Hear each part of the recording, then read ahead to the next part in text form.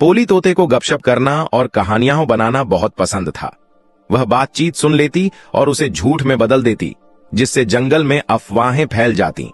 एक दिन उसने झूठा दावा किया कि बुद्धिमान बूढ़ा कछुआ भोजन चुराता है। गुस्साए जानवरों ने कछुए का सामना किया, लेकिन उसने शांति से कहा, चलो सच्चाई की जांच करते हैं। जब उन्होंने जांच की तो पाया कि पोली ने झूठ बोला था। शर्मिंदा होकर उसने उड़ने की कोशिश की, लेकिन जानवरों ने उसकी बात अनसुनी कर दी।